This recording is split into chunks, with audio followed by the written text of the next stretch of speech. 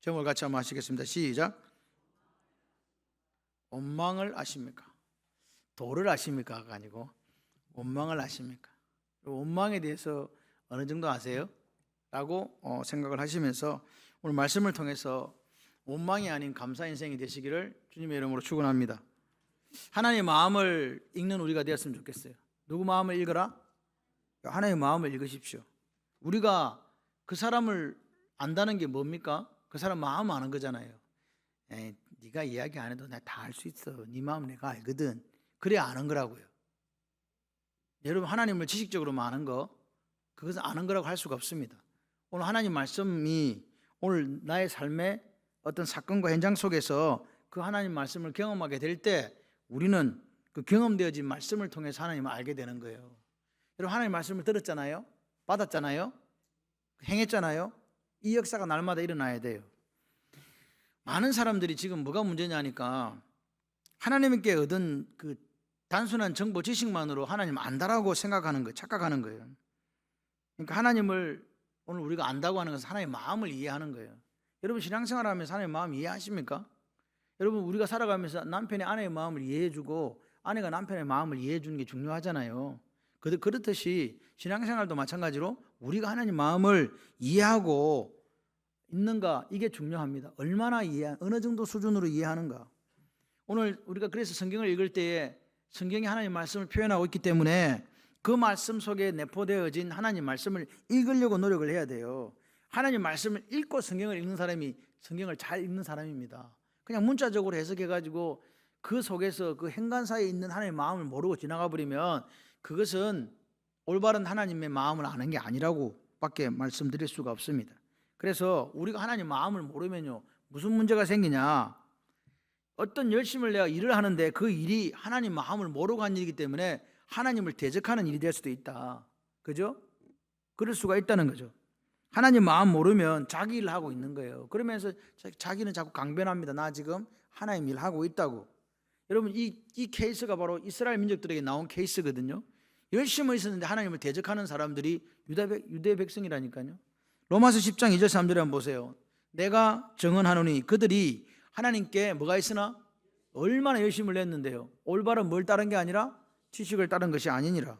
하나님의 의를 모르고 자기 의를 세우려고 힘써 하나님의 의에 복종하지 아니하였느니라. 이 말은 자기 자랑하고 자기 교만해져서 하나님을 대적했다는 이야기입니다. 열심을 내가지고 자기 딴에는 누구 일을 한다고 했는데, 하나님 일을 한다고 했는데 알고 보니까 하나님을 대적하고 하나님을 비방하고 하나님 반대편에 서 있더라는 거예요. 그 원인이 뭐예요? 몰라서, 하나님 마음을 몰라서. 열심 내고 충성했다는데, 다시 말해서 열심은 했지만 영적으로 무지하게 되면 하나님을 대적하는 자가 되고, 하나님을 대적한다는 것은 누구 편이라는 거예요? 내가 마귀 편이라는 거예요. 여러분 보십시오. 열심이 없는 교회가 어디 있습니까? 그런데 그 열심이 누구를 몰라서? 하나님을 몰랐어요. 그 열심히 하나님을 영화롭게 하고 하나님 이름을 드러내는 게 아니라 많은 길로 가더라, 이 말입니다. 여러분, 오늘 우리가 예수를 믿을수록 영적인 어린아이가 아니라 성숙을 해서 하나님 마음을 이해하고 알아야 돼요. 우리 자녀들이 크면요, 엄마 마음을 알아줘요. 여자라고 죄송합니다. 여성이라고 해야 됩니까? 어쨌든 여자분이 엄마 마음을 가장 잘 아는 게 언제냐? 시집 가갖고 애 낳아보면 안 돼요. 엄마가 나를 이렇게 낳았구나. 남자들은 별 쓸모가 없어. 여자들은 그래. 그래가지고 이제 가가지고 그 엄마 마음을 아는 거예요. 왜 알아요? 말 안 했는데 어떻게 알아요? 그래요. 오늘 우리도 하나님 마음을 알아야 하나님을 기쁘시게 해줄 수 있습니다. 여러분 보십시오. 하나님 마음 모르면서 교회에 직분자로 살아가면요, 큰 일이 생기는 거예요. 요즘 제가 노예 일을 이렇게 하다 보니까 너무 마음 아픈 일이 많아요. 코로나 때 여러분, 우리나라에 10,000개의 교회가 없어졌습니다. 그죠? 다 없어졌어요. 10,000개는 없어졌어요. 그런데 지금 그러면 코로나를 끝나고 어느 교회가 문제냐? 우리 교회처럼 건물을 가진 교회가 문제예요. 건물을 가졌는데 대출이 없으면 전혀 문제가 없어요. 대출이 있는 교회들이 문제가 생긴 거예요. 왜 문제가 생겼냐? 교인 수가 급감을 하다 보니까 이자를 감당이 안 되는 거예요. 그래서 그 목사님들과 장로님들이 그러면 대출을 좀 더 받아가지고 그 이자를 충당하려고 하는 거예요. 제 말 지금 무슨 말인지 이해됩니까? 10억 대출 받았으면 한 12억 정도 받아가지고 이자 내고 어떻게 해야 그다음에 이제 교인들이 좀 더 많아지면 이렇게 하려고 했다는 거예요. 근데 그 사이에서 다툼이 생긴 거예요. 목사님과 장로님들 사이에서 이견이 발생한 거예요. 근데 그 이견을 좁히지 못하고 싸움박질을 하네. 싸움박질 하는 이유가 뭔지 아세요? 다 하나님을 사랑한다고 싸움박질 하는 거예요. 그죠? 자기 딴에는 교회를 위한다고 싸움박질 하는 거예요. 그러다 보니까 그런 교회들의 평균 숫자가 50명 미만입니다. 50명 미만에 앉아갖고 25명씩 갈려져 있는 거예요. 교회를 사랑한다고 지끼리 싸우고 있으면서. 근데 문제가 뭔지 아십니까? 예배가 되겠습니까? 예배를 어떻게 드리는지 아세요? 이어폰을 끼고 예배를 이어폰을 낀다는 건 무슨 말이에요? 예배 지금 목사님 설교 듣는다는 거예요? 안 듣는다는 거예요? 그리고 전화기를 봐요. 전화기를 보고 있어요. 게임하고 있어요. 교회 지도한다고 간 목사님 가서 보니 그렇게 하고 있다는 거예요. 게임하고 있고 귀에다가 이거 꽂아가지고 전화기 보고 있고 다른 교회 동영상 보면서 설교 그거 예배 드리고 그걸 예배 드린다고 지금 하고 있더라 이 말입니다. 하나님 기뻐하실까요? 도대체 교회를 사랑하는 게 저는 뭔지 모르겠어요. 지금 우리 교회에서 노예가 4월 15일 날 열리는데 벌써 그런 교회가 지금 두 군데나 있어가지고 저는 노회장이 되기도 전에 지금 머리가 아파 죽겠어요. 지금 이 교회를 도대체 어떻게 할 거냐는 거죠. 지금 조금만 있으면 그 교회들은 다 저렇게 둘이서 하나님 사랑한다고 난리가 싸우면요 바로 경매 들어갑니다. 은행은요 3개월만 지나면 바로 경매 넘어가거든요. 그런데 보세요. 교인들이 서로 합쳐도 뭐한데 딱 나뉘어가지고 서로가 무슨 6.25 전쟁하고 똑같아. 여러분 이게 하나님 원하시는 교회 모습 아닙니다. 오늘 우리가 하나님 은혜로 강물처럼 이 넘어가야 되는데 상대방 이해 하나도 안 해줘요. 그래서 참 마음이 저는 너무 아프고 그 또 한 영혼들이 상처받고 예배 못 드리고 그렇게 이 핸드폰 보고 앉아있고 이 귀에 이어폰 꽂고 그렇게 해가지고 게임하고 있고 나무교회 그 유튜브에 들어가 있고 이게 도대체 하나님이 정말 기뻐하신 일일까? 근데 그런 일들이 지금요 건물 없는 교회는 상관이 없어요. 건물 있는 교회들이 문제가 지금 우리 노예 가운데 건물 있는 뭐 얼마나 제가 가봤거든요. 교회 3층으로 지하 1층으로 해가지고 교회를요 이게 너무 잘 지었다. 그런 교회입니다. 그런 교회들입니다. 사실은 그런 교회들이 지금 어려움을 맞고 있으니까 마음이 너무 아프고 그래서 이런 교회들이 저는 회복되기를 원하는데 참 회복되기가 힘든 그런 상황에 있다는 사실을 기억하시면서 우리가 여러분 교회는요 그 교회 교인이 지키는 거예요. 노예가 지켜주는 거 아닙니다. 노예가 무슨 대출 이자를 내줄 수 있습니까? 대출 이자는 누가 내는데? 교회에서 내는 거잖아요. 우리가 마음을 합하고 뜻을 합하고 하나가 돼야 예? 그런데 교회 문제 생기니까 무슨 일 생겨요? 저놈 싫다고 헌금 안 하는 거예요. 헌금 도대체 누구한테 드리는 겁니까 지금? 예배 도대체 누구한테 예배 드리는 거냐고 우리 한번 냉정하게 생각해 보자라고요. 근데 그런 게 안 되는 거예요. 나 기분 나쁘다고 헌금도 안 하고 예배도 안 드리는 거예요. 막 전화기 보고 그냥 그래 사는 거야 그냥. 그러니까 교회는요 희망이 없어요. 제가 더 오히려 그 문제가 있기보다 더 헌금이 떨어져 버렸잖아요. 교회는요 직장이 아니지 않습니까? 여러분의 헌신과 봉사로 유지되는 거지 뭐. 그거 외에 뭐가 있습니까? 근데 지금 그런 아픔을 당하는 교회가 두 교회나 있고 또 그런 교회가 또 생겨요. 이게 지금 이 시대의 교회들의 아픔입니다. 그래서 우리가 여러분 하나님의 피로 값주고 산 교회잖아요. 내가 아무리 옳다 할지라도 하나님의 교회를 이렇게 상처내고 해치는 건요 그 하나님을 대적하는 거예요. 잘나고 옳고 그런 게 아닙니다. 하나님의 교회가 없어진다니까요. 그래서 이 영적으로 무지하면요 열심을 내는 이런 경우가 어떻게 되냐 하나님을 대적하는데 바울이 그랬다는 거죠. 바울이 어쨌습니까? 구원받기 전에 어떻게 했습니까? 얼마나 열심히 있었습니까? 근데 하나님에 대해서 몰랐지 않습니까? 그래서 어떻게 했습니까? 하나님을 대적하고 바울은 교회를 핍박했습니다. 그리고 스데반이 죽는 일에 앞장섰습니다. 그게 사도 바울이었습니다. 오늘 내 모습이 여러분 오늘 우리가 하나님 앞에 예배조차 하나 제대로 드리지 못하고 하나님을 대적하는 자리에 있다면 우리는 이미 하나님과 관계없는 사람일 수도 있는 겁니다. 목사가 중요합니까? 장로가 중요합니까? 결국 교회 싸우면 목사 장로밖에 없더라고요. 그래서 참 마음이 아파요. 어젯밤에 전화가 왔길래 제가 막 뭐라 그랬어요. 말씀 준비하고 있는데 전화 와서 제가 그랬어요. 목사님, 재판 너무 좋아하지 마라. 재판하면 재판이라는 것은 당신 뜻대로 되는 것도 아니고 어떤 딱 그 놓고 시시비비를 가려야 되는 거기 때문에 아무도 온전할 수 없다. 그렇지 않습니까? 근데 그 사람들은 생각이 뭐냐? 목사님께서 그 사람들을 긍휼히 여겨서 그 장로님들을 지금 살려주려는 거 아닙니까? 그래서 내가 막 뭐라 그랬어요. 이 사람아, 내가 살려줄 권한도 없고 힘도 없어. 내가 노회장이 되기는 하지만 재판국이 만들어지면 재판국 국장이 있고 그 재판국 국원들이 재판하는 거지 노회장이 재판하는 거 아니야. 그리고 네 똑바로 하라는데요. 교회 없는데 목사가 왜 있냐고. 아닙니까? 내가 설교할 데가 없는데 무슨 목사가 왜 필요하냐고요. 그래서 제가 말씀드리는 거는 행복하게 잘 살자. 아멘이십니까? 내 교회를 몸과 같이 사랑하시고 교회를 부흥시키는데 한 사람이 한 사람을 구원해 죽기로 할렐루야. 여러분만 데리고 한 사람씩 데리고 교회는 배가 부흥해요. 뭘 봐. 한 사람씩만 데리고 오면 돼. 아멘이십니까? 그래서 다 사도 바울이 이렇게 얘기하잖아요. 나중에 이 모든 것이 사도 바울이 고백하는 거예요. 내가 하나님을 대적한 게 몰라서 영적 무지, 몰라서 그랬다. 디모데전서 1장 13절 아닙니까? 내가 전에는 비방자, 박해자, 폭행자였으나 도리어 긍휼을 입은 것은 내가 믿지 아니할 때에 알지 못하고 행했습니다. 고백하잖아요. 내가 영적으로 무지해가지고 거짓을 했다. 스데반을 죽이고 사람들을 핍박하고 다메섹까지 가서 믿는 사람 잡아 죽이려고 했지 않냐? 그렇습니다. 그게 오늘 사도 바울의 표현입니다. 오늘 우리가 하나님을 모르면요 이런 일이 생긴다니까요. 하나님 앞에 하나님의 은혜를 알고 하나님과 소통이 되면 우리가 뭐가 나오는데? 감사가 나오는데 하나님과 소통이 안 되니까 하나님 마음을 몰라. 그러니까 맨날 입에서 뭐가 나와요?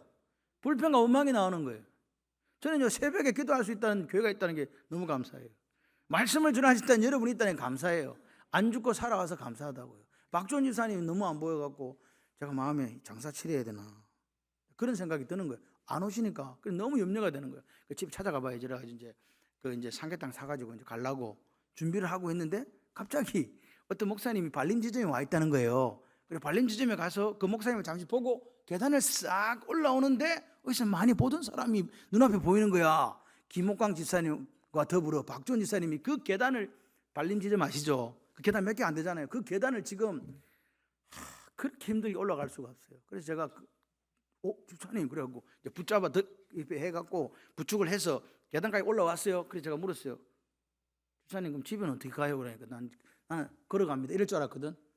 택시 타고 가야 됩니다. 그러는 거예요. 그까지. 그래서 또 제가 잠깐만 계세요. 그럼 제가 이제 차 가지고 올게요. 그래 차로 갖고 와가지고 두 분을 태워갖고 그래가 집에까지 모셔다 드리는데 그래서 이제 내리지를 못하는 거예요. 이 사람이 차에서. 그래서 제가 박 주사님 보고 저를 안 하세요 그랬어요. 안 하려면 자기가 발을 못 떼는 걸 어떻게 할 거야? 지금 왜 그러십니까? 왜 교회를 못 옵니까? 했더니 다리에 힘이 없어서 못 온대요. 걷지를 못한대요. 계단을 못 내려고 번호를 못 올라가서. 그래서 제가 저한테 안기수해갖고 안 하니까 42km 내렸어. 그래가지고 내가 업고 이제 올라가려고 했거든요. 업고 올라가는 게 빠를 것 같은 거예요. 못 올라가는 계단을. 그런데 김옥광 지사님 나를 때리면서 안 된다고! 절대로 그러면 안 돼. 아니 왜 그런지 모르겠어요. 아니 김옥광 지사님 지금요 김옥광 지사님이 저번에 못 걷는다 그랬잖아요. 훨씬 잘 걸어요. 그래갖고 저를 보고 막 그냥 올라가면 된다고 가라고 가시라고 빨리 쫓겨났어요. 두 양반이 그 계단을 올라가는데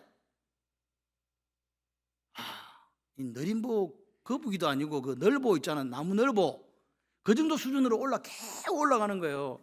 그 2층까지 어떻게 올라가지? 그런데 그냥 잘 올라가시긴 가셨어요. 내가 여기 밑에 보고 있었거든. 그래서 네, 저기 침을 한 나흘 맞았더니 좀 괜찮다고 말씀하시는데 그래서 감사했습니다. 얼굴은 멀쩡하시더라고요. 네, 그래서 천국 가려면 아직 한참 멀었다 이런 생각을 하면서 제가 그 삼계탕 집에 가서 삼계탕을 사두고 다시 집에 갔다가 배달하고 그래 왔어요. 그래서 여러분 기도해 주셔서 아마 그 정도로 계시는 것 같습니다. 아직까지 썽썽하니까 너무 걱정하지 마세요. 누가 저보고 물어보더라고요. 어떻게 됐냐고. 살아있다. 그래서 오늘 보세요. 여기 11절에 보니까 먼저 온 사람들이 주인을 원망하잖아요. 왜 원망했어요? 이제 원망에 대한 이야기 좀 할까요? 마음을 모르니까, 주인 마음 모르니까 원망한다. 주인을 부정적으로 생각하니까 원망하는 거예요. 주인한테 고마운 게 없어. 이 사람들은 일용직이거든요. 일용직은 그 사람이 써줘야 들어가는 거잖아요. 새벽 6시 왔건 5시 왔건 그게 중요한 게 아니에요. 그 사람이 나를 아이고 픽업을 안 했으면 나는 그냥 놀아야 되고 공쳐야 되는데, 근데 그분이 써줬다니까. 왜? 그러니까 오히려 써줬는데 주인을 향해서 공격적인 태도를 취하잖아요. 이야기하잖아요. 1시간밖에 일하지 않은 사람들 한 대나 줬는데 왜 우리한테 똑같은 한 대나 주냐고 그렇게 지금 항변하는 거 아닙니까? 지금 1시간 남겨놓고 온 이 사람들을 보세요. 너 왜 종일토록 하루 종일 일 안 하고 놀고 있어? 그랬더니 우리를 품꾼으로 써주는 사람이 없어서 못 가요. 제가 볼 때 그분들은 아마 다른 사람이 보기에 좀 건강해 보지 못했거나 좀 이렇게 몸이 약한 사람일 수 있잖아요. 인력 시장이 원래 그렇거든요. 예? 삐쩍 마른 사람을 데리고 가겠어요? 일 잘할 사람을 데리고 가겠어요? 일단 유정한 집사님 정도 돼야 데리고 가는 거야. 그렇지 않으면 뭐 안 데리고 와. 최성 집사님 가면 매일 해갖고 이제 1시간 남았을 때 불릴까 말까 한 그런 상황이란 말이에요. 그렇단 말이에요. 그런 상황인데, 그러니까 최 집사님이 1시간 남았는데 불려갔으니까 고마워요, 안 고마워요? 마음에 막 너무 고마운 거예요. 1시간, 10시간처럼 일했을 것 같아요. 그게 마음이에요. 근데 이게 지금 아침부터 온 사람은요, 그게 아닌 거지. 그러니까 보세요. 그 사람 마음속에 부정적인 태도가 있으면 사람이 이런 행사구질을 한다고 말이에요. 그런데 1시간 일한 사람은 한 데나리온 받는다 소리도 없었거든. 주니까 어때요? 안 그래도 일 시켜준 것만도 고마운데 한 데나리온까지 주니까 얼마나 고맙겠어. 그러니까 이 사람 마음속에는요, 주인을 지금 허무하는 마음이 막 생긴 거야. 내적인 태도가 그렇다고요. 야, 내 같은 걸 써준다 야. 그런데 써주는 것도 고마운데 야, 한 대나 준다 야. 그러면 입술에 뭐가 지금 터지겠어요? 감사가 터지는 거예요. 근데 지금 아침 일찍 온 이 사람은요, 주인이 왜 저러냐고 지금 부정적인 마음이 그 속에 있다니까요. 그러니까 원망이라는 게 나오는 거예요. 왜 그러냐고. 여러분 마음속에 하나님을 향해서 하나님 내게 주신 게 다 좋아. 가정도 좋고 남편도 좋고 아내도 좋고 아이도 좋고 막 교회도 좋고 목사도 좋고 다 좋아. 그런 사람은 감사하겠어요? 원망하겠어요? 감사하죠. 안 그랬어? 근데 이 사람은 그런 게 없으니까, 부정적인 생각만 있으니까 불평하고 원망하는 거 아닙니까? 그래서 하나님을 아는 데 있어서, 하나님의 일에 있어서 가장 중요한 게 내 마음이요, 마음. 내적인 태도라고요. 여러분의 내적인 태도가 모든 게 좋아. 하나님 주신 게 너무 좋아. 아들 좋고 딸도 좋고 뭐 다 좋다. 그러면 감사가 나와요. 그렇게 되시기를 바랍니다. 디모데전서 1장 12절 한번 보세요. 나를 능하게 하신 그리스도 예수 우리 주께 내가 감사함은, 감사한다, 나를 충성되게 여겨 내게 직분을 맡기심이라. 여러분 사도 바울의 이 고백은 거짓말이에요. 뭐 거짓말이냐? 아유, 사람들을 핍박하고 박해하고 폭행했는데 하나님 나를 어떻게 이겼다고? 뭘 충성했는데 안 충성했는데 불충성했는데 하나님이 그렇게 자기를 봐줬다는 거예요. 그래서 나를 갖다가 이방인 사도로 삼아주셨다는 거예요. 그래서 내가 열심히 했다. 나 같은 사람을 충성한다고 여겨주셨다. 생각해 주셨다. 그러니까 사도 바울은 평생을 뭐하며 살았다? 감사하며 사는 거예요. 내가 스데반도 죽이고 이렇게 했는데도 하나님 나를 충성되이 생각해 줘가지고 일 맡겨줬어. 그러니까 내가 하나님 앞에 내 생명 다해서 일 감당할 거야. 그렇게 되는 거예요. 원망이 뭡니까? 하나님은요 제일 싫어하는 게 원망 불평이에요. 여러분 입술을 지금 정리하지 않으면 오늘의 삶이 뭐 여러분 행복한지 잘 사는지 모르겠는데 그렇지 않습니다. 하나님은요 그 입술에 나온 대로 내게 들리지, 내게 들린 대로 내가 해줄게. 그게 하나님의 신명기 14장 28절의 말씀입니다. 오늘 우리가 그렇게 살기 때문에 여러분 입술과 제 입술은 동일한 하나님 앞에 감사와 찬송만 있어야 돼요. 나는 절대로 불평과 원망 안 해. 그러니까 원망과 감사는 반대 개념이죠. 공존된다 안 된다. 한 입으로 두말할 수 없어. 감사하는 사람은 감사하는 거예요. 여러분 오늘 교회에서 우리 교회가 이렇게 온 것은 여러분의 희생과 헌신 때문에 온 거예요. 그런데 감사가 없어. 감사가 없는 희생, 감사가 없는 헌신, 감사가 없는 충성, 하나님과 관계 있다 없다? 없다는 거예요. 이게 중요해요. 그럼 내가 했던 이 충성과 헌신은 뭐야? 다 쓰레기라는 거예요. 하나님의 원망을 왜 그렇게 싫어하는가? 이 원망의 정체를 한번 보세요. 20장 13절에 친구여 내가 너에게 잘못한 것이 없노라. 내가 너와 한 데나리온을 약속하지 아니하였느냐.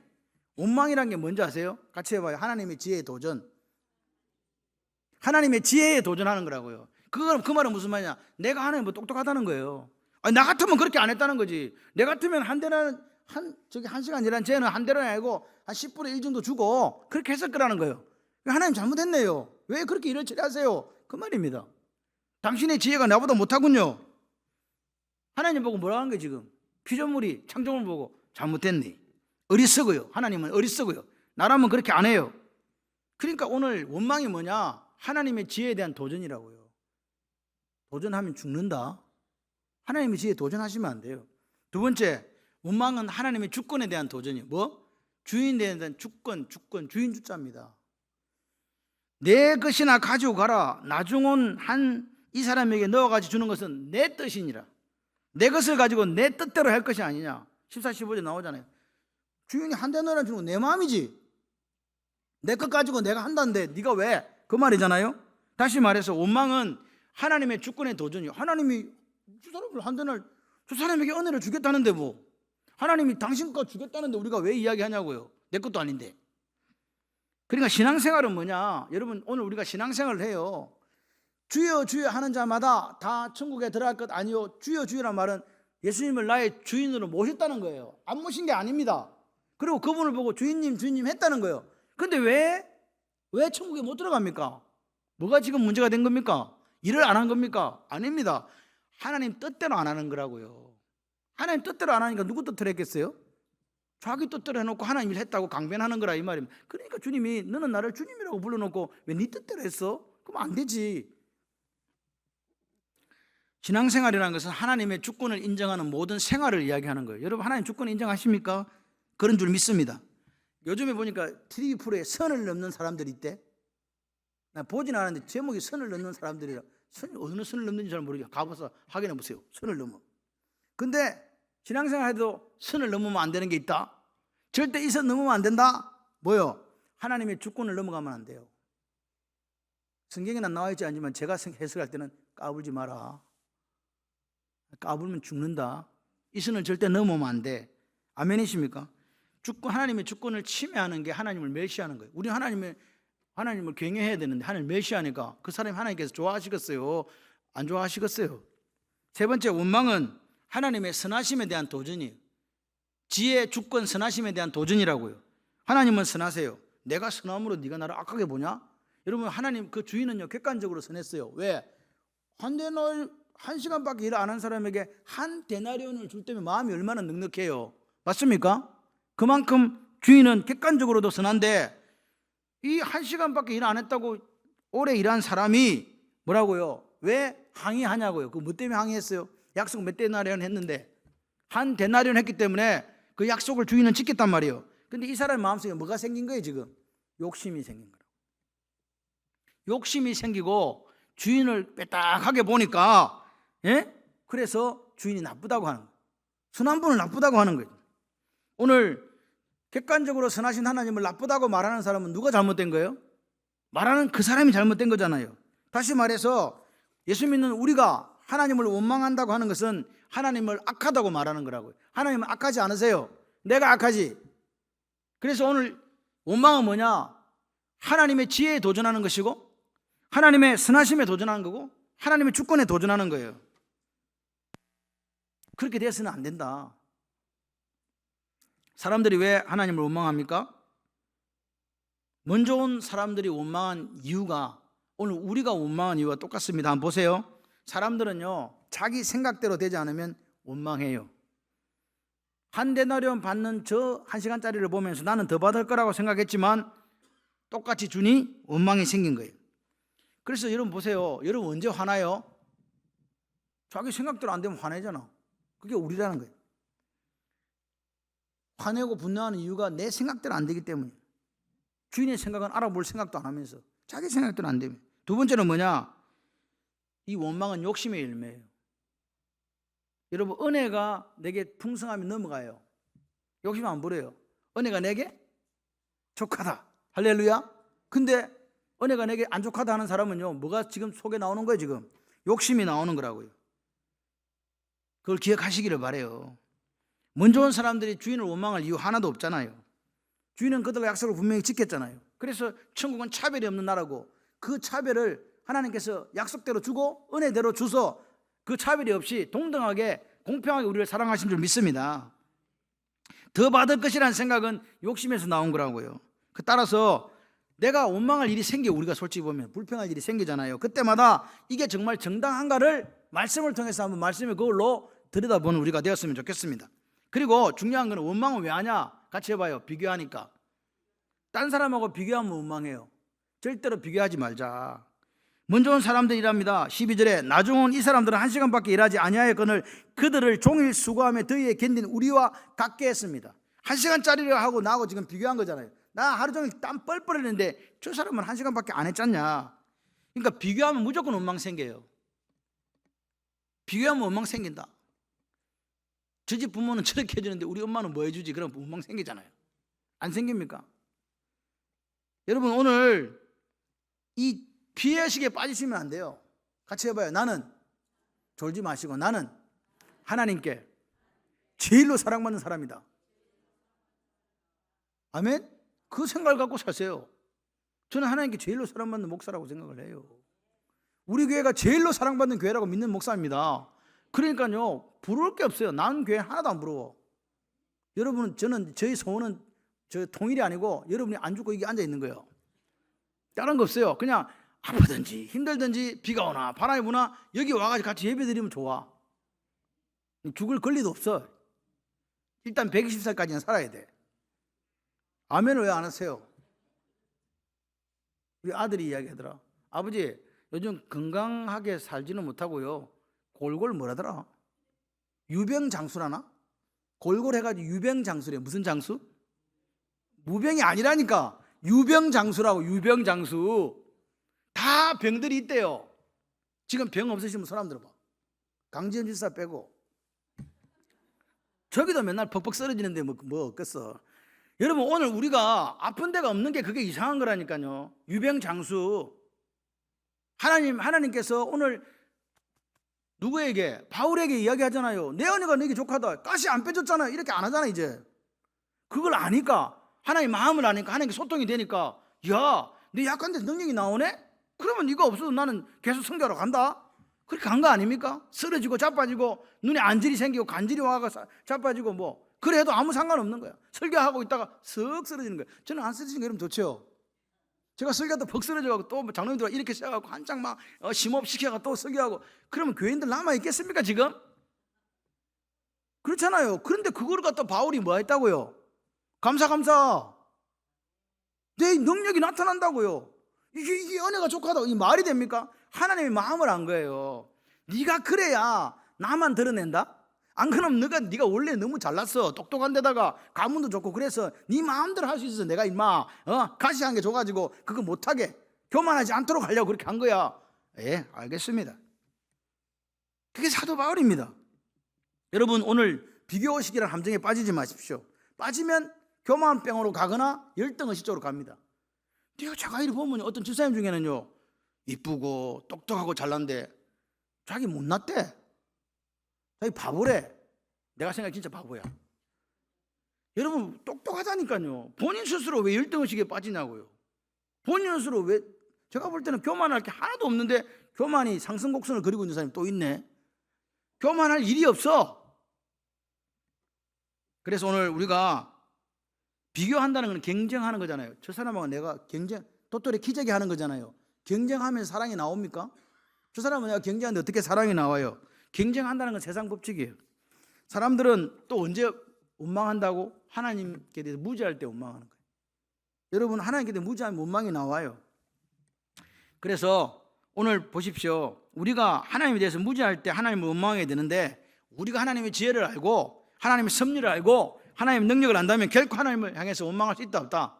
나보다 나를 더 잘하시는 하나님, 내가 구하는 것과 내가 간구하는 것보다 더 넘치게 역사하시는 하나님이 나의 하나님이라고 믿는다면 우리가 원망이 나오겠냐고요. 여러분, 하나님이 선하신 분이다 아는데 선하신 그분이 악으로 저에게 행하겠습니까? 절대 그러실 리가 없습니다. 걱정 안 하셔도 돼요. 여러분, 그래서 오늘 우리가 하나님이 선하시고 그분의 지혜와 그분의 주권과 그분의 우리를 사랑하심을 안다면 우리는 결코 원망할 수 없다. 우리의 입술에 있는 건 뭐밖에 없다고요? 감사요. 감사. 그래서 그럼 원망의 결과가 뭐냐? 16절 한번 봐봐요. 20장 16절에 이와 같이 나중된 자로서 먼저 되고 언제든 자로서 나중되리라. 이게 무슨 말입니까? 처음 온 사람이 나중되고 나중에 온 사람이 먼저 된다. 이게 무슨 말입니까? 순서가 바뀐다는 말입니다. 여러분 예수 오래 믿었죠? 그러면 그 순서를 잘 지키는 여러분이 되시기를 바랍니다. 이건 무슨 말이냐? 앞에 왔는데 영적인 태보가 있어가지고 뒤로 쭉 밀렸다는 거예요. 영적으로 처지게 된다는 거예요. 하나님 앞에 상 받는 사람이 돼야 되는데 상은커녕 책망받는 사람으로 떨어진다 그 말입니다. 감사를 상실하고 하나님 원망하게 되면 영적인 침체를 경험하게 되고 영적으로 퇴보하게 되고 그래서 결국은 하나님 앞에 나는 너를 도무지 알지 못한다라고까지 갈 수 있다 이 말입니다. 불법을 행하는 자는 내게 떠나가라 라고 그렇게 하나님의 음성을 들을 수 있다는 거예요. 오늘 여기서 우리가 구약 성경에서 하나님을 원망하는 것이 얼마나 위험한가를 보여주는 게 있습니다. 우리아 안에 바세바를 범한 다윗을 향해서 하나님이 뭐라고 말했냐면 사무엘하 12장 7절 9절 이렇게 얘기합니다. 같이 한번 읽어봐요. 졸음 돋으니까. 나단이 다윗에게 이르되 당신이 그 사람이라 이스라엘 하나님 여호와께서 이와 같이 이르시기를 내가 너를 이스라엘 왕으로 기름 붓기 위하여 너를 사울의 손에서 구원하고 내 주인의 집을 네게 주고 내 주인의 아내들을 내 품에 두고 이스라엘과 유다 족속을 내게 맡겼느니라. 만일 그것이 부족하였을 것 같으면 내가 네게 이것저것을 더 주었으리라. 그런데 어찌하여 네가 하는 여호와의 말씀을 업신여기고 나보기에 악을 행하였느냐? 네가 칼로 햇사람 우리아를 치되 암몬 자손의 칼로 죽이고 그의 아내를 빼앗아 아내로 삼았도다. 부족했냐? 내가 네게 준 게 부족했냐? 더 줬을 거다 내가. 근데 네가 어떻게 내 말을 업신여기지? 나를 업신여기지? 하나님은 다윗에게 그렇게 얘기합니다. 엘리 제사장이 이렇게 얘기합니다. 사무엘상 2장 27, 29절에 시작. 하나님의 사람이 엘리에게 와서 그에게 이르되 여호와의 말씀에 너희 조상, 자기 엘리 조상 말입니다. 집이 애굽에서 바로의 집에 속았을 때에 내가 그들에 나타나지 아니하였느냐? 이스라엘 모든 지파 중에 내가 그를 택하여 내 제사장으로 삼아 그가 내 제단에 올라 분향하며 내 앞에서 에봇을 입게 하지 아니하였느냐? 이스라엘 자손이 드리는 모든 화제를 내가 내 조상의 집에 주지 아니하였느냐? 너희는 어찌하여 내가 내 처소에서 명령한 내 재물과 내 예물을 밟으며 내 아들들을 나보다 더 중하게 여겨 네 백성 이스라엘에 드리는 가장 좋은 것으로 너희들을 살찌게 하느냐? 엘리 제사장과 홈리와 비나사에 대한 이야기입니다. 이게 무슨 말입니까? 죄 지으면 우리가 죄를 지으면 누구 마음이 아프다고요? 하나님 마음이 아프다는 거죠. 내가 너에게 그렇게 복을 줬는데 네가 어떻게 그럴 수 있어? 이 말입니다. 하나님의 섭섭한 마음이 담겨있는 게 오늘 우리에게도 마찬가지예요. 여러분 가정과 여러분 인생에 하나님께서 복을 주셨습니다. 그런데 우리가 죄를 짓는 거예요. 우리가 짓는 죄가 뭔지 아십니까? 하나님 은혜의 배신이잖아요. 배신 때리지 말자. 배신자의 말로는 비참하다. 그렇기 때문에 이 죄는요 하나님의 마음을 아프게 하는 거예요. 그 다음에 또 한 가지, 왜 다윗이 죄를 짓고 엘리가 죄를 지었냐? 내가 니를 임마 그 양칠 때 데려다가 기름 부어서 세워줬고 사울에서 왕위를 빼앗아 넌 줬지? 다 줬잖아. 부족했냐? 더 줬을 것이다. 그건 무슨 말이냐? 감사의 상실이 뭐가요? 감사를 잃어버리면 죄가 시작되는 거예요. 여러분 가정 여러분 인생에 뭐가 없으면, 감사가 없으면 지금까지 지낸 거 주의 것이니라 이 말이 사라지기 시작하는 순간부터 여러분 죄짓기 시작한단 말이에요. 받은 은혜 망각하는 게, 하나님 은혜 망각하면요 죄의 시작이라고요. 지금 내 죄 안 짓고 있는데 시작됐어요. 지금 우리가 받은 은혜를 기억하고 간직하고 감사한다면 하나님 죄를 짓지 않습니다. 그래서 오늘 자신을 먼저 불러준 사람들이 만약에 감사하는 마음이 있었다면 주인을 원망하지 않았을 거예요. 그래서 그 주인을 원망하는 그 사람들을 보면서 감사가 없는 사람들이네, 그걸 우리가 찾을 수 있잖아요. 결론, 하나님 어떤 사람 원하고 계실까? 하나님 일을 함에 있어서 가장 중요한 요소는 내적인 태도예요. 내 마음속에 하나님이 고맙습니다, 하나님 내게 베푸신 게 다 좋아요, 땡큐 합니다. 아멘이십니까? 그렇게 사십시다. 하나님을 받은 은혜를 기억하고 고마워하는 마음이 감사잖아요. 그 감사가 지금 있습니까? 만약에 그 감사를 상실했다면 우리는 지금 죄의 문 앞에 서 있는 겁니다. 시작됐습니다. 그런 사람에게는 은사도 열심도 수고도 아무 의미가 없습니다. 왜? 하나님이 네가 나를 주여 주여 하면서도 내 뜻대로 행하지 않고 네 뜻대로 살았지, 그럼 너는 나하고 관계가 없어. 목사를 평생으로 살아도요, 하나님 뜻과 관계가 없다면 그 목사는 내쳐지게 된다는 말입니다. 죄송합니다. 다시 한번 말씀드립니다. 장로님, 권사님, 집사님으로 살아도, 평생을 살아도 하나님 앞에 내쳐질 수 있다 이 말입니다. 우리가 하나님 뜻대로 살지 않는다면. 그래서 오늘 먼저 온 사람들이 나중 온 사람들을 시기했습니다. 우리가 하나님의 일꾼이 되기 위해서는요, 이 시기라는 말을 빼야 돼요. 다른 사람이 잘 되잖아요. 그러면 같이 기뻐해 주세요. 슬픈 일이 생기잖아요. 2배로 울어주세요. 여러분, 축하가 안 되면 시기가 생기는 거예요. 저 집 아들 좋은 대학 갔대. 그러면서 막 시기하기 시작하는 거예요. 그게 하나님에 대한 원망을 나타난단 말입니다. 오늘 그래서 이 말씀을 통해서 우리가 다시 한번 기억했으면 좋겠습니다. 하나님은 선하신 분이야. 하나님의 지혜, 하나님의 주권을 우리가 뛰어넘을 수 없어. 항상 내 마음속에 고마운 마음을 가지고 내 입술을 지켜야 되겠어. 감사를 상실해버리면 그때부터 제가 시작되는 거니까 감사하며 살아야 되겠어. 내 평생에 우리 집은 모두 다 뭘로 도배한다? 감사로 도배한다. 그 역사에 있어서 악한 일꾼 되지 마시고 감사가 있는 착한 일꾼 되시기를 주님의 이름으로 축원합니다.